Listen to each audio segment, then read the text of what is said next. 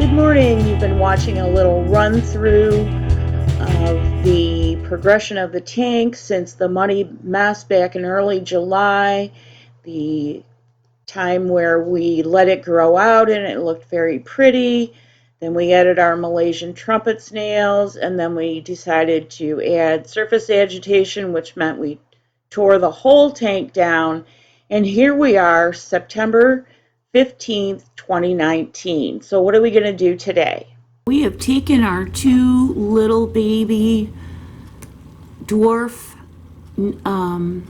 water lily offsets from, almost a month ago. They've got a few leaves. Looks like they might be trying to grow a rhizome as well. And we have super glued them carefully onto the little ceramic stars that I was going on about. In about, 15 seconds, we're going to reposition them in the tank, and then I'll show you the tank's new home. Still not level. Here is a mid view of the tank in its, probably this is going to be its home. It's on the end of my desk, and my desk is across from the futon. What you see on the right is a block to give the desk lamp something to grip to, because the Metro Rack shelves are not a good thing.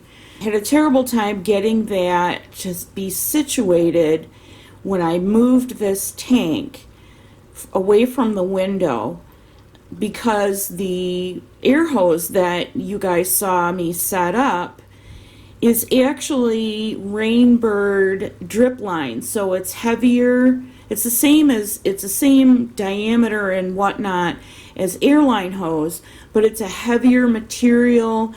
And once I took the sponge filter out to move the whole thing, it was a tough time getting the hose to go back into the little nozzle on the top of the sponge filter. And unfortunately, because I need surface agitation, that sponge filter is going to have to stay.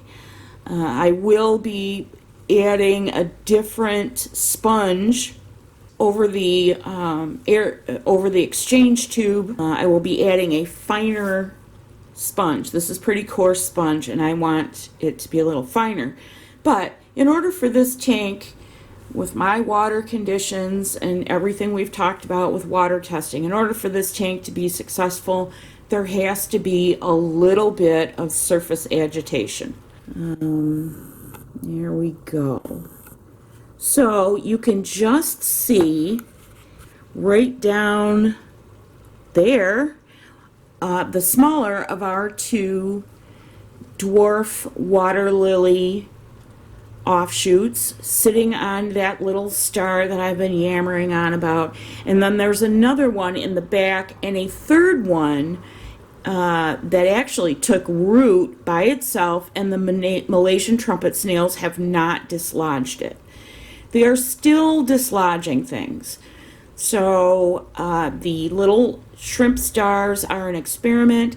I still intend to order and carry them in the Alpaca Made retail and resale eBay store, and I was looking at what the best price was per piece this morning. There's a couple more things I want to talk about. We've talked about the fact that this is a Wallstead method tank, sorry about that, and that it has no high tech. So we're looking at the crypt, either lutea or I still have not determined which is which. Ooh, we have a big water drip. So we're just going to call it the crypt. You can see that it is rooted and it is not going anywhere. You don't want to disturb these plants once you get them in. If I zoom back just a little bit, you can see in the foreground, right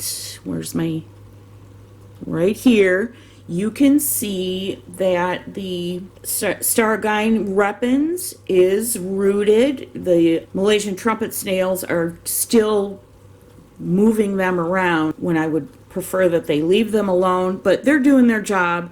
They're doing an excellent job of rooting around in the substrate, which is what I want them to do. They are excellent excavators, and I have very little to no sulfur off-gassing from the substrate.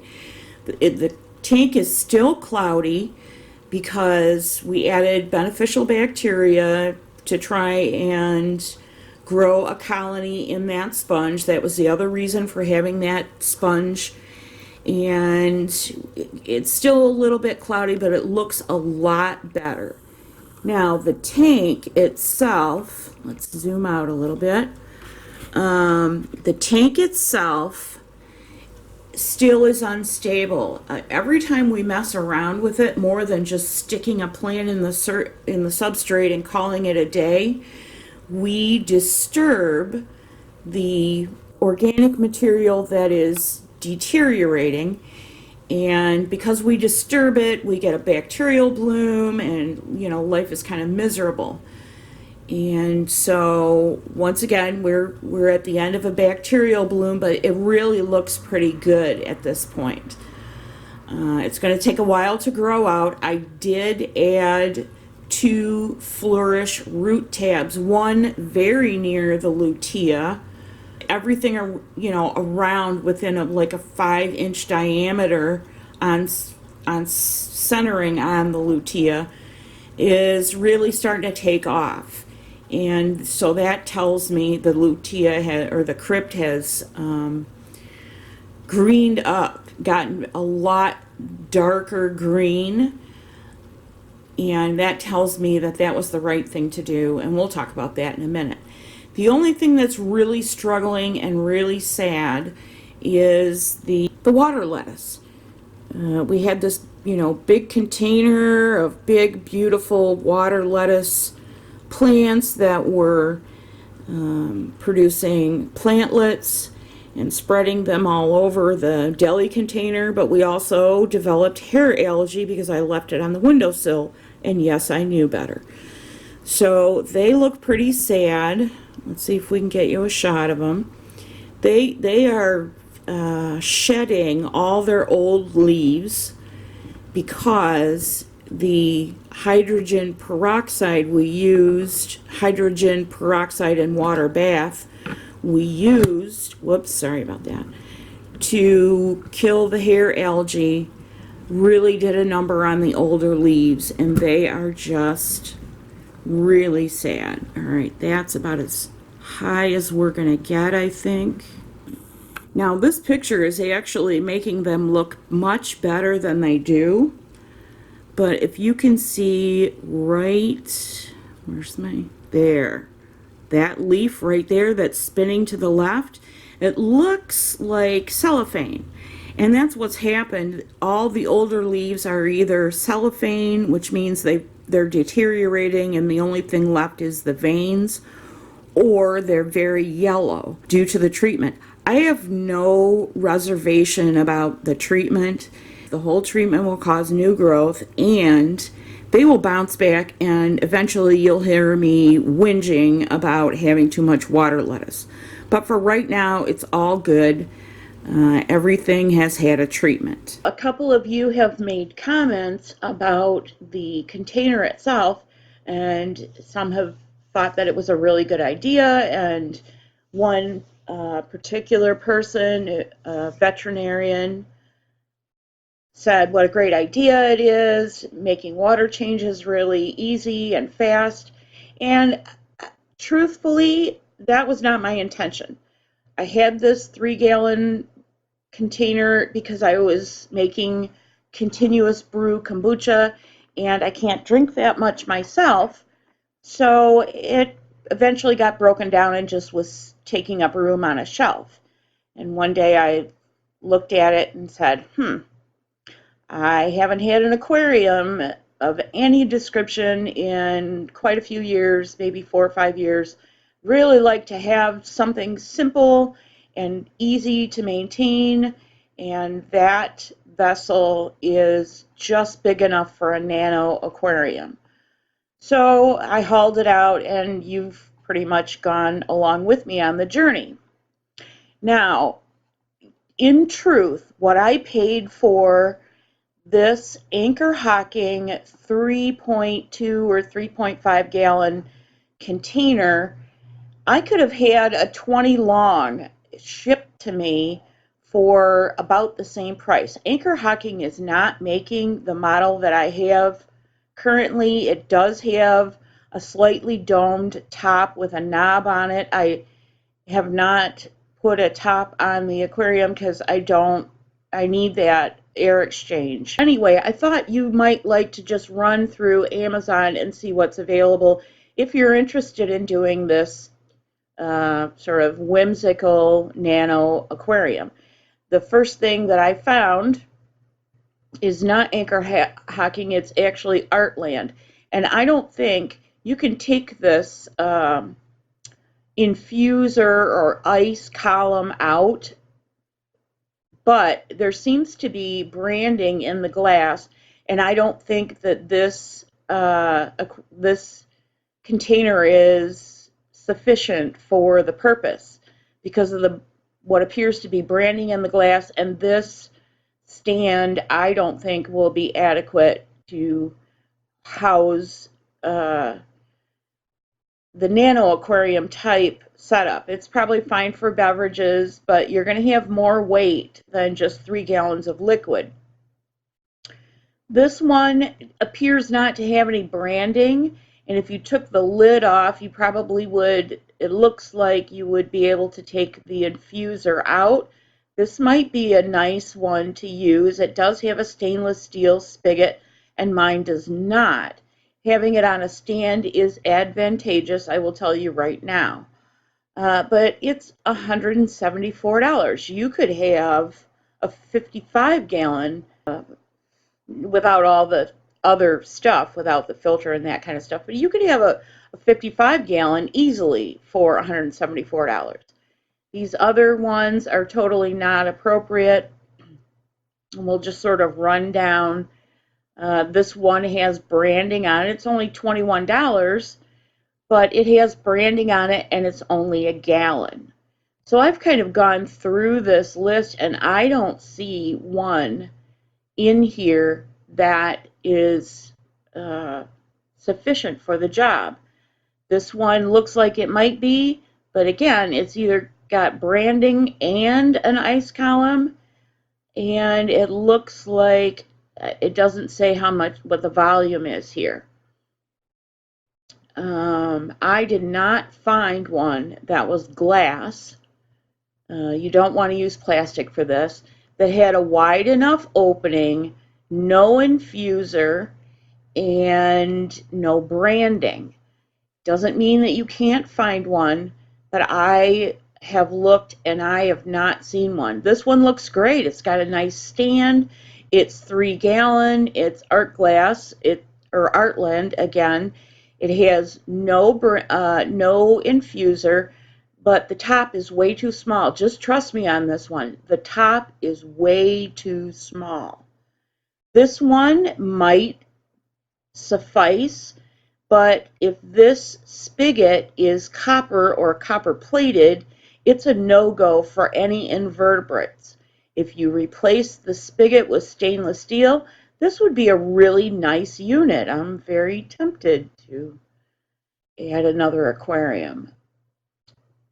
This one is not appropriate. It does have a stainless steel spigot and a nice stand. It is borosilicate, but at $200, come on, seriously, not happening. I hope that answers your questions about the actual container in a couple of different places, both on the bar report, where I am known as Aqua Gilly, and also on Facebook. It does work. You can open the spigot and it will drain water. However, what you get, because this is a Wallstead method tank, is silty, muddy water. And unless I change the spigot to stainless steel and figure out how to filter with a micro mesh insert of some sort, that outflow, right now I just don't use the spigot, because honestly my drain system is just one of those bulb python like gravel vacs, and it takes less than a minute to drain it down halfway. So roughly a gallon and point, I don't know, 7, 8, something like that. I don't do full water changes because it seems to be messing up the water chemistry a little bit, so I'm doing partial water changes. And then to fill the aquarium, it's just a matter of running some airline hose out of a gallon jug, and since it's only in a gallon and a half, it takes, I don't know, 5-10 minutes to fill. It's really very low maintenance in terms of water changes already. And so, in the coming weeks, I will let you know when and if we have aquatic products in the Alpaca May retail and resale store. I'm working on a little package for you for the best price for a nano sponge filter kit for aeration and a couple of other things. So, thank you so much for joining me. I really appreciate it. If you would remember to like, comment, and share, that would help me out a lot. Until I see you again, God bless you. Take care.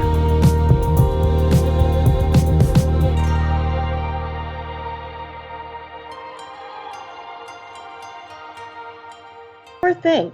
I'm having a terrible time choosing music for the outro since I decided to change it.